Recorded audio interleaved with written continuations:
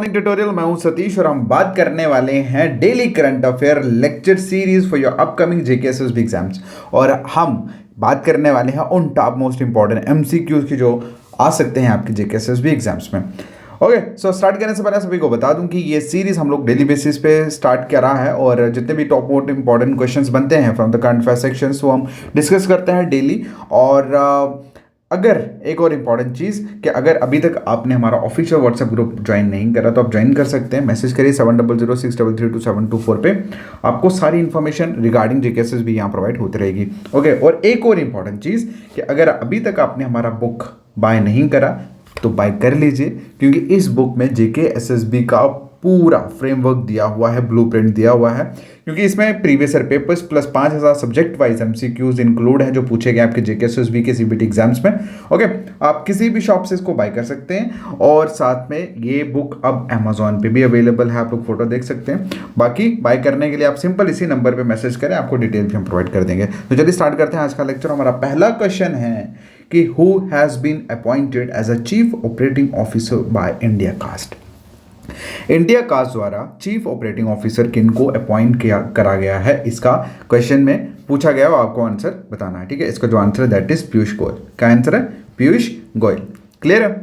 Clear है। IndiaCast basically एक multi platform content asset monetisation एक कंपनी है। ठीक है, और इन्होंने चीफ ऑपरेटिंग ऑफिसर के तौर पे पीयूष गोयल को अपॉइंट करा है। ओके, तो इससे ज़्यादा आपको बीच में घुसने की जरूरत नहीं है ना। आज के रिलेटेड क्वेश्चन पूछा जाएगा, दैट्स इंपॉर्टेंट। चलिए नेक्स्ट क्वेश्चन की अगर हम बात करें तो क्वेश्चन में पूछा गया है कि कितने सोलर पार्क जो हैं वो अप्रूव करे गए हैं बुंदेलखंड रीजन में। बुंदेलखंड रीजन में कितने सोलर पार्क्स को अप्रूव करा गया है? तो इसका जो आंसर है दैट इज 8। क्या आंसर है? 8। देखिए, सबसे पहले अगर हम बात करें हमारे यूनियन रेन्यूएबल एनर्जी मिनिस्टर की, उनका नाम है आर.के. सिंह। ओके, और इन्होंने ये इन्फॉर्म करा, ये बताया कि 8 जो हैं वो अप्रूव करे गए हैं सोलर पार्क्स बुंदेलखंड में, और जिसकी कैपेसिटी अगर हम बात करें तो 4995 मेगावाट की है। ऑलराइट, और इसी के साथ साथ अगर हम इस चीज़ के ऊपर थोड़ा सा गौर करें तो सरकार इसको इसलिए प्रमोट कर रही है ताकि ये जो प्रोडक्शन है हमारी सोलर एनर्जी की, इसको इंक्रीज करा जा सके। ठीक है, चलिए नेक्स्ट क्वेश्चन की बात है। क्वेश्चन में पूछा गया है कि कौन सी स्टेट जो है पहली स्टेट बन गई है यहाँ पर right to health bill pass किया गया है।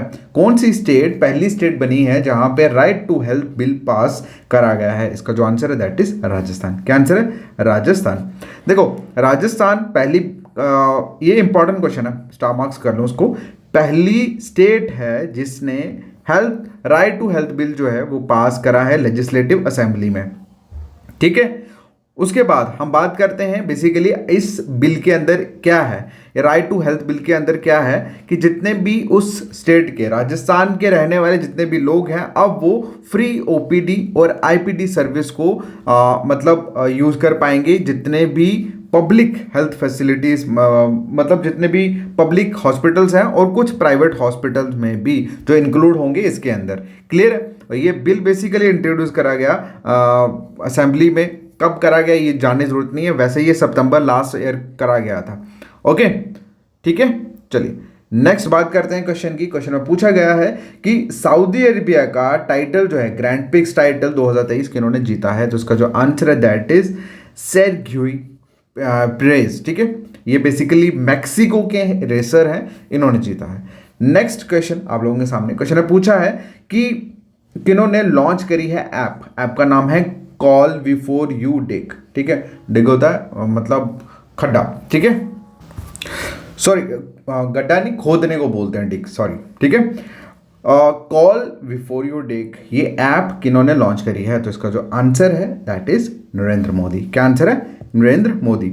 ओके, तो हमारे पीएम साहब ने कॉल बिफोर यू डिग ये ऐप जो है उसको लॉन्च करी है। अच्छा, इस ऐप को इनिशिएट करने का मकसद क्या था? बेसिकली ये जो इनिशिएटिव है ये डिपार्टमेंट एंड टेलीकम्युनिकेशन द्वारा लिया गया।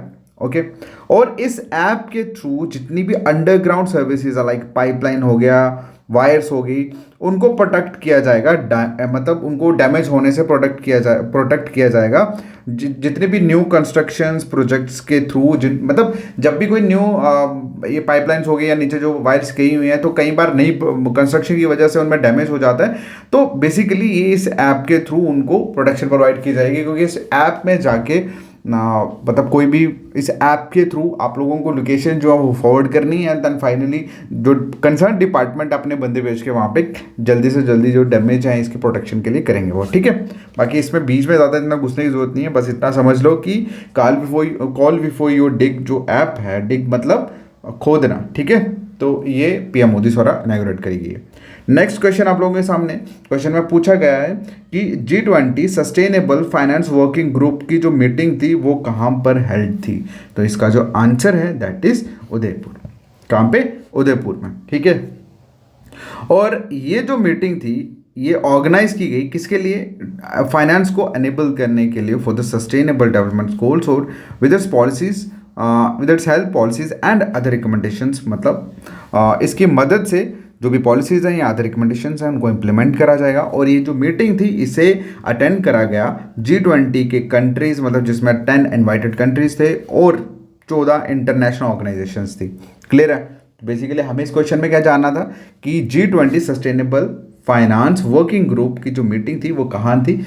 उदयपुर में, बस। ओके, चलिए अगला क्वेश्चन आप लोगों के सामने कुछ पूछा गया है कि वर्ल्ड मेट्रोलॉजी डे जो है हर साल कब मनाया जाता है? वर्ल्ड मेट्रोलॉजी डे हर साल कब मनाया जाता है? तो इसका जो आंसर है दैट इज 23 मार्च। कब मनाया जाता है? 23 मार्च को।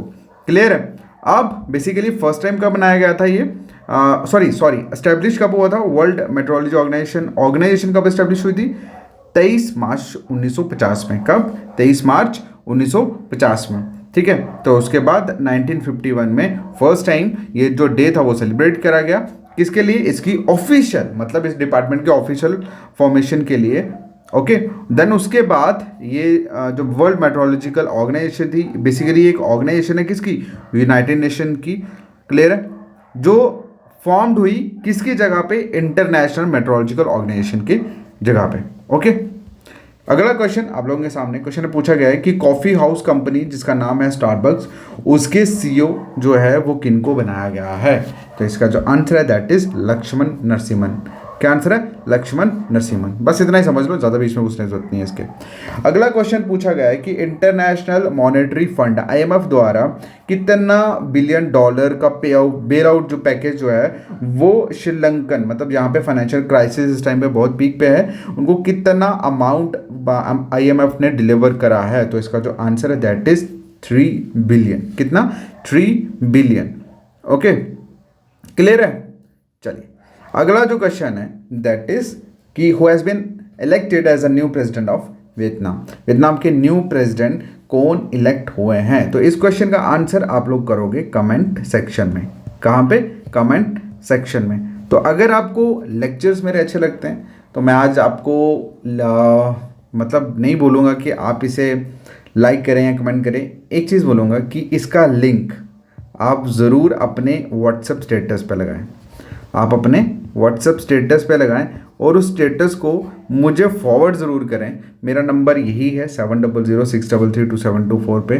ओके, सो जितने भी कैंडिडेट्स अपने स्टेटस पे मतलब व्हाट्सएप स्टेटस पे हमारी करंट अफेयर का लिंक जो है वो लगाएंगे और मुझे फॉरवर्ड करेंगे उसका स्क्रीनशॉट, आप सभी को एक स्पेशल गिफ्ट होगा मेरी तरफ से, ठीक है। तो देखते हैं किसको मिलता है। चलिए बाकी मिलते हैं नेक्स्ट वीडियो में, तब तक के लिए thank you so much, take care, bye bye.